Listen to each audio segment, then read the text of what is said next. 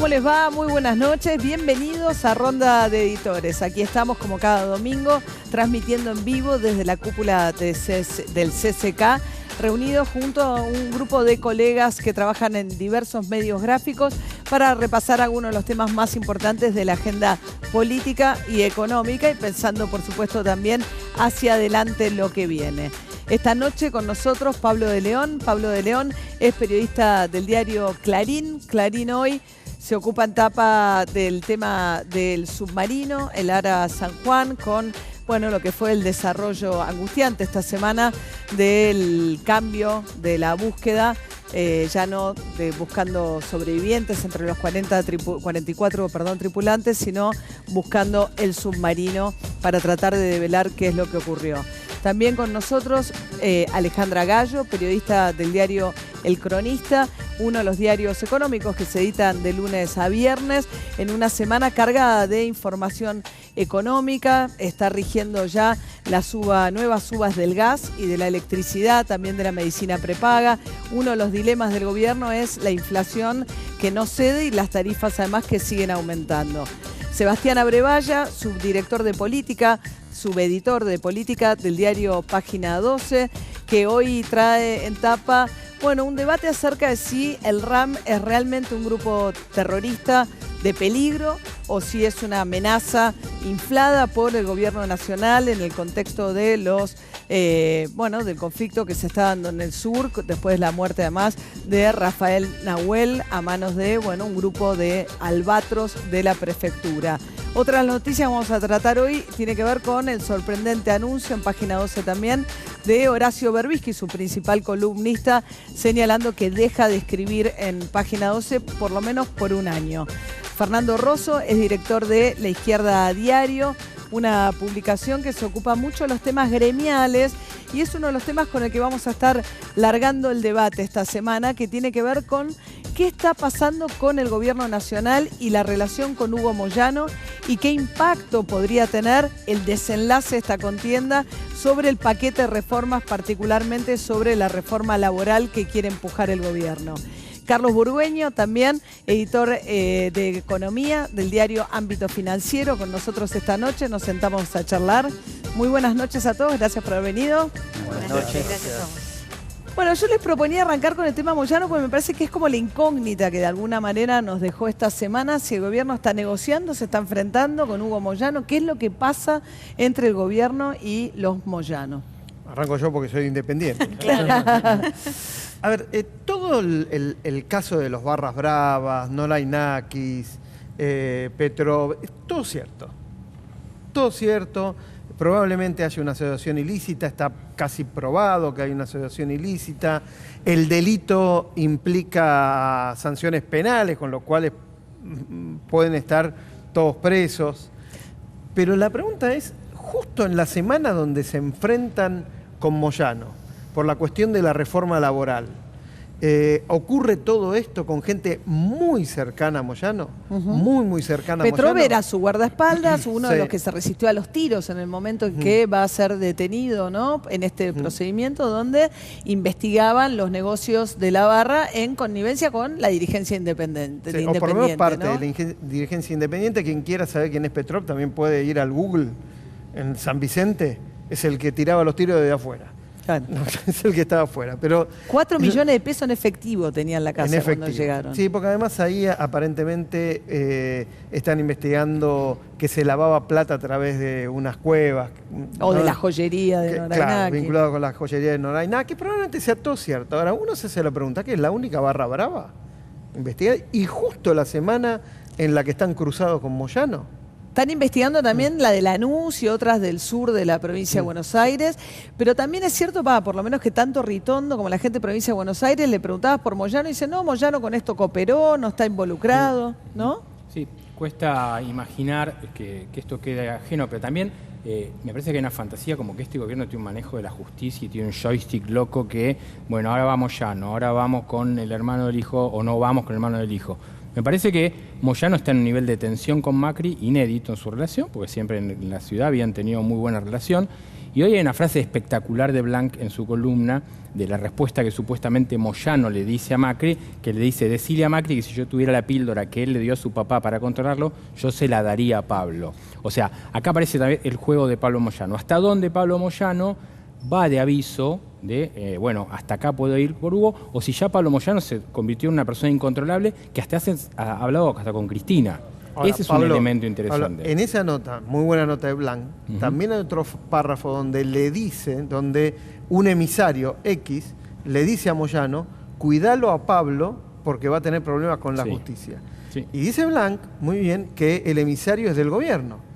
O sea que el gobierno tenía el dato de la justicia de que Pablo Moyano puede tener problemas. Mira, no hay duda que Macri con el tema del fútbol está siempre muy metido. Es más, voy a poner un ejemplo. Hoy debía haber elecciones en River y no se hicieron. ¿Por qué? Porque el juez Bonavío, el fiscal Marijuán, hinchas de Boca los dos, dato al margen, suspendieron las elecciones. Bueno, Macri está obsesionado. Incluso la dirigencia de River cree que Macri se mete en esto. Incluso una vez en un caso de un jugador, Walter Montoya, que lo quería River, y Boca se metió a terciar. Montoya terminó en el Sevilla con Sampaoli. Pero en River están convencidos de que Macri le dio la orden a Felice que meta la mano ahí para complicar a River. Yo coincido con lo que dice Carlos, que no se puede, digamos, desligar de la semana sindical que hubo, donde los Moyano tuvieron una ubicación. Sí, recordemos que Pablo marchó junto a la CTA, ¿no? Y Marcos Peña. La CTA, la Corriente Federal, la izquierda también marchó. En contra del paquete de reformas que estaba debatiendo el Congreso, y ahí Marcos Peña dijo: qué raro, ¿no? Verlos otra vez con los Kirchner, algo así. Claro, para mí hay dos niveles, digamos. Uno, el nivel conspirativo. Hay una cosa que dice Blanc, creo hoy, que es que Ritondo renunció, porque tiene la primera vocalía de Independiente, arriba de Pablo Moyano. Sí, sí, sí. Y según él, y que yo no vi esa renuncia, digamos, y que según Ritondo él, es el ministro de Seguridad de la provincia de Buenos Aires, y esta investigación parte de una denuncia del organismo que depende de Ritondo en provincia de Buenos Aires. La investigación la hizo Ritondo. Ritondo dice que Independiente colaboró, pero Ritondo Independiente creo que se fue cuando fue nombrado ministro de Seguridad. Bueno, eso es lo que dice yo no chequeé, digamos, chequeé hasta donde pude la información de que no había renunciado por ahora, aparece como vocal.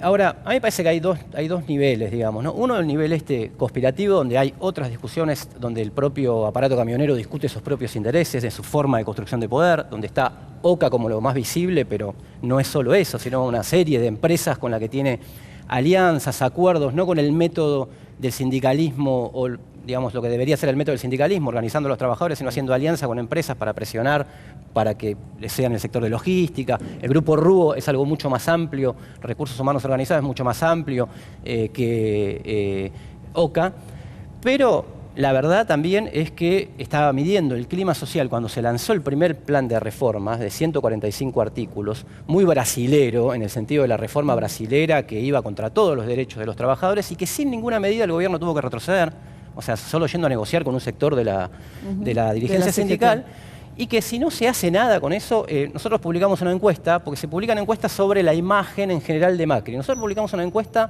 que se le preguntaba a la gente de la reforma laboral y la reforma previsional. El 62% estaba en contra de la reforma laboral.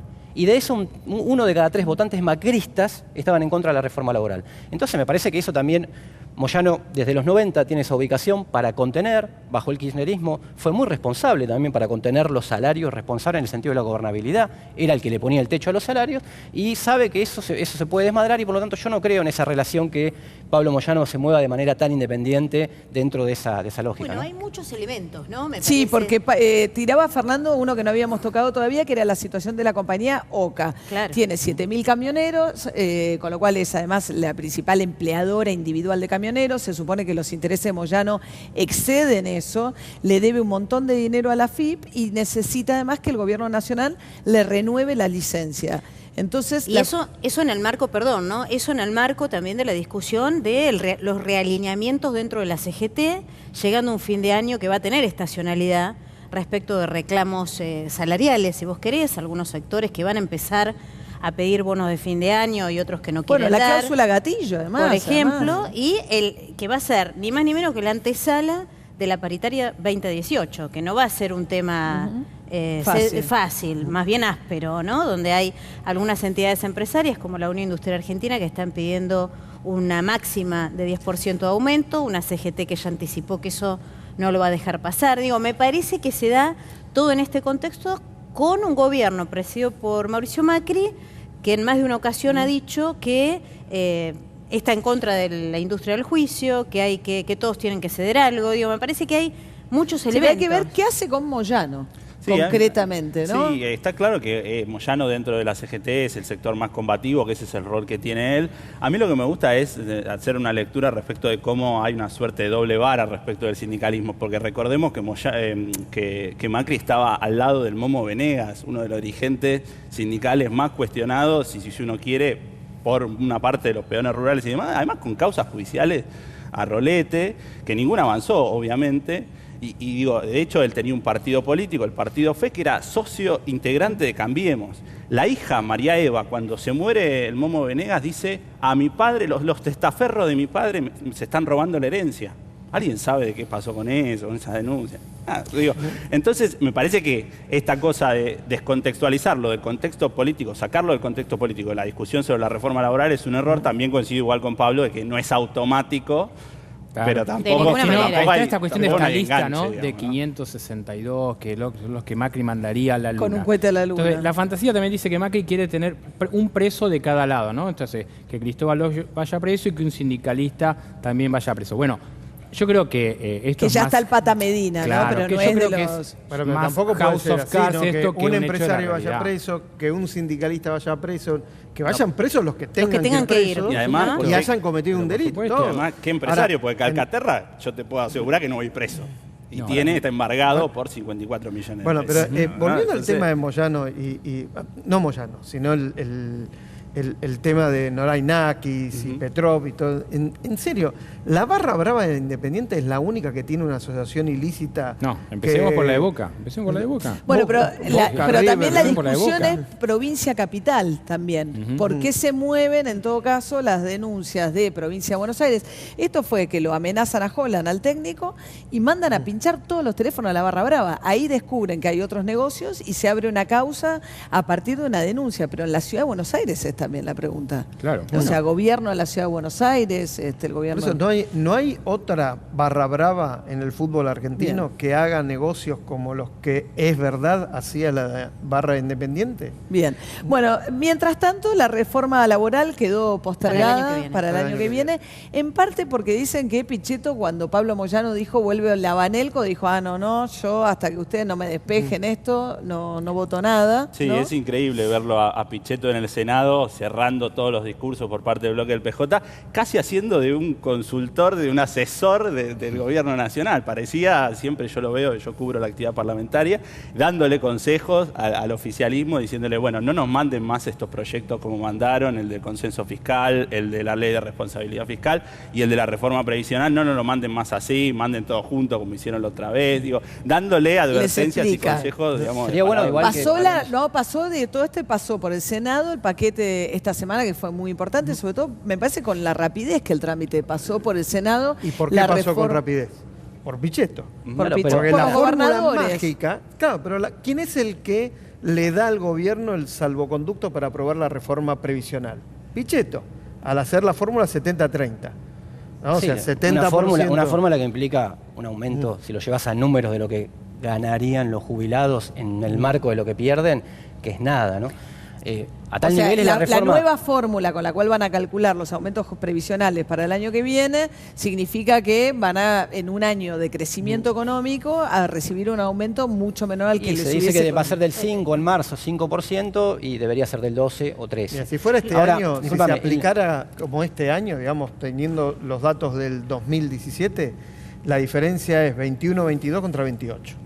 ¿Cómo? Para que 28% daría anual, o sea, la 28%, fórmula actual. Claro, la fórmula actual ya está, sí. Los jubilados recibieron 28%. Sí. Si se hubiera aplicado la fórmula 70-30, sería entre 1 y 22, más o menos. O sea, la diferencia son 6 puntos. Bueno, también es cierto que lo que dice el gobierno y el oficialismo es, bueno, esta fórmula es trimestral, a diferencia, la nueva fórmula, sí. ¿no? A diferencia de la aún vigente, porque recordemos que falta la aprobación de diputados, Cámara que dice que la va a aprobar antes de fin de año. Pero digamos, al margen de eso, lo que dice el gobierno y el oficialismo es, bueno, ahora es una mejora trimestral en lugar de semestral, por un lado. Y por otro lado, también hay que ver que se van a venir, evidentemente, algunos reclamos por parte, por ejemplo, de la Defensoría de la Tercera Edad, que ya anticipó que si esto se convierte en ley, la va a denunciar inconstitucionalmente frente a la justicia. O sea, me parece que es una de las patas centrales de las 3 reformas que pretende el presidente. Bueno, la más importante en términos de, digamos, los impuestos significan menor recaudación. La única que le significa ajuste o ahorro desde el punto de vista En plata es esta. Es esta, la más grande. Estamos hablando de, digamos, si se pasa números, estamos hablando de alrededor de 100.000 millones de Quedó en pesos que 80.000. pasaron a ser, claro, un poco 80.000 menos. millones con el que modificaron un que poquito nueva para que no fórmula, sea sí. solo inflación. Para Para tener en cuenta. que le dé vergüenza a Pichetto es porque se saca del bolsillo de los jubilados y se pone en los gobernadores y especialmente en María Eugenia Vidal. O sea, Bueno, para ese es el compensar número, a los ¿no? gobernadores por aquello que va a Igual, empezar a percibir María Eugenia Sí, Vidal. después de, Esto de sacarle Pichetto. después de sacarle las retenciones a las mineras, al agro, etcétera, la primera medida para decir, bueno, recaudemos porque estamos perdiendo por todos lados, es sacarle plata a los jubilados. Esto de Esa Pichetto es la tiene realidad. que ver con la realidad del peronismo. El peronismo Claro. sabe que hasta 2019 y por ahí 2 años más está frito, salvo que emerja un milagro.